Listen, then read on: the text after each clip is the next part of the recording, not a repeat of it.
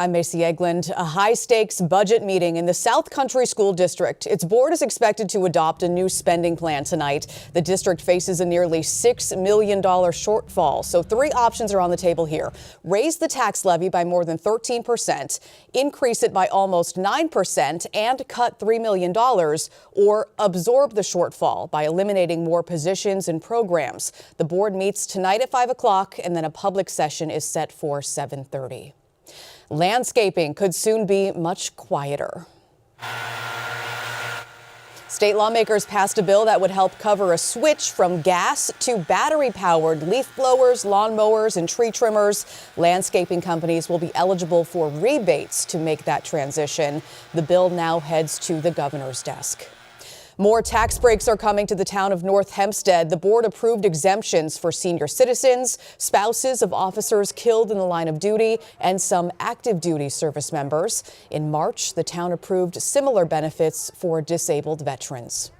Dozens of Long Islanders want Islip to end its contract with ICE. It allows the agency to use the town's shooting range on Freeman Avenue for training. That contract has been in place for at least 2 decades, but it's up for renewal this year. First in Newsday, a new family-run supermarket is open in Hempstead. Golden Farms on Henry Street is a full-service supermarket. It sells mainstream American products as well as items popular with Caribbean, Latin, and South American communities. Table games with live dealers are coming to Queens next week. The operators of Resorts World Casino at Aqueduct secured one of the 3 coveted state gaming licenses. The others went to a planned Hard Rock Casino near Citi Field and another in the Bronx.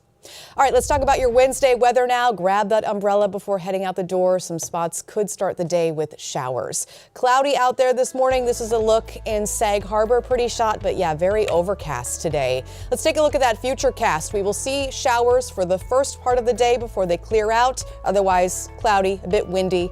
Temps in the low 50s for your Wednesday. Taking a look here as we extend the forecast, we've got some warmer and sunnier weather for tomorrow. We are back up near 70 degrees. Look at that. Your 7-day, we are sunny again near 60 for Friday. Could see some rain on Saturday. Dry right now, Sunday and Monday in the 50s. A little bit of a bump up in temps next week. Tuesday, we could see some rain.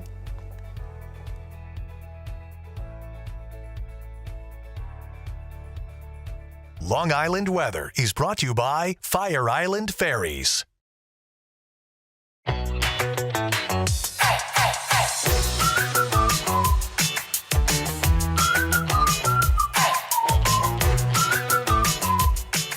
We continue to highlight the jobs you do. Ken Buffa shows us how to meal prep in this week's LI Works.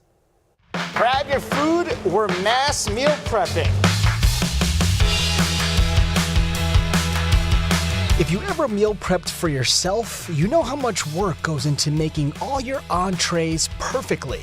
But today we are exploring what it takes to be a meal prepper for the masses. So let's meet. My name is Matthew Riss. I'm the co-owner of Redefined Meals. As a mass meal prepper, Matthew says in order to grow your kitchen to the corner store, you have to be ready to take on different roles. We did everything from marketing to production to delivery to customer service. So you got to have a wide range of skills. And the work hours, those come in big portions. If you want to be an entrepreneur, no matter what industry you're in, it's not a 9-to-5. So you're not getting a 9-to-5 experience. So 90 to 100-hour weeks is not something that's out of the question. Don't worry, those long work hours we put to good use, like building and working with large teams, abiding by state and federal regulations. Everything has to be temperature checked. That's to maintain FDA requirement. All while trying to exercise your creativity and resilience. Because for every good idea that you implement, there's 100 more that you're incapable of theorizing and doing. Someone out there knows how to do that, or we have to create it ourselves. Now, if mass meal prepping seems overwhelming, that's because it is. We're talking thousands of ingredients, hundreds of meals, dozens of employees, all working together. And on top of that, the food has to taste good. So this is the grilled chicken roll with some cheese, chipotle sauce, and it's good. But Matthew and Mark say if you're willing to take on the challenge, the job is not only filling, but fulfilling too. We started with 2 Honda Accords, and we were college kids. If you can keep stacking small wins as an entrepreneur, you look back in 9-10 years and you're like, wow, I'm here now. So maybe the small wins are what is a great day. Ken Bufa, Newsday TV. Now, they've grown tremendously. You can see more LI Work segments on Newsday.com. Click Get More below the Newsday TV video box. Well, tomorrow is the NFL Draft, and the Giants have 2 top 10 picks. Jamie Stewart and Giants beat writer Evan Barnes tell us who Big Blue has on their radar. I'm Jamie Stewart. The NFL Draft is this Thursday night, and all of a sudden the Giants are poised to be major players. And that's because the G-Men now have 2 top 10 picks after trading star nose tackle Dexter Lawrence to Cincinnati for pick number 10. And with me now to talk Big Blue is Newsday's Giants beat writer Evan Barnes. Evan, the Giants are now picking 5th and picking 10th. How much does this change everything for the G-Men?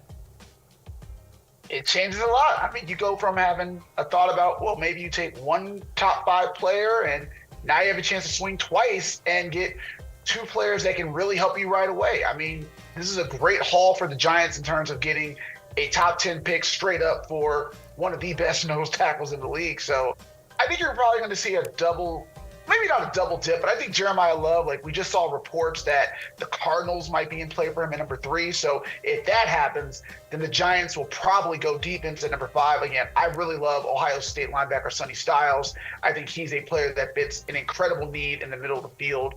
And then maybe at number 10, you go either Caleb Downs, his Ohio teammate at safety, or Jordan Tyson, the receiver at Arizona State. There's been reports that Joe Schoen not only saw his workout, but had dinner with him.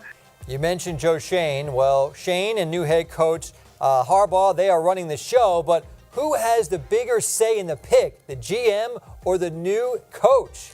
I think you said it. John Harbaugh is going to have the bigger say just because you're not paying him $20 million a year just to kind of stand there and be the figurehead and oversee, the football part of things. You're picking him to see this team through every stage of this operation. So John Harbaugh will have a great say in this. I totally agree with you. All right, so time is now. Prediction, 5 and 10. I think I gave you a great hint, Jamie. I would go Sonny Styles at number 5. Again, middle, inside linebacker, great speed, big presence, 6'5", 244, had a great NFL combine showing. You take him, you pair him with Tremaine Edmonds, who the team just signed. That's a great tandem in the middle of the field. And then at number 10, as much as I'm not sure about his health, Jordan Tyson. I think that the team really likes him. I think you get a number 2 receiver, which I think they do need a number 2 receiver. With Malik Neighbors coming off his injury, you need another young receiver to pair with Jackson Dart. So I think Jordan Tyson can play at number 10, or they might go with Carnell Tate at Ohio State. But I think Jordan Tyson seems like that's the guy that the Giants are probably going to look at.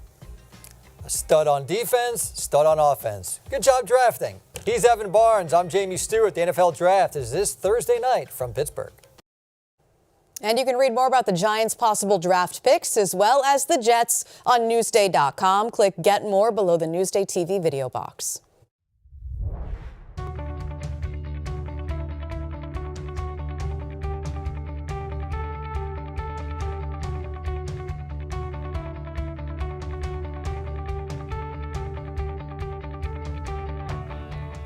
See more on all of the stories you've seen today on Newsday.com and watch us streaming anytime on Local Now, YouTube, and the other streaming services you see here.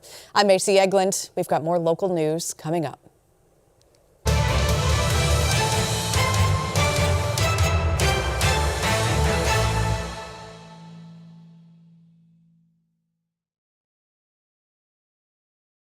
Newsday Critics Pick Award means we've already done the work. Every cuisine, every budget, reviews you can trust. And right now, Newsday's critics have picked the best sushi on Long Island. Find the full list at newsday.com/sushi. That's newsday.com/sushi.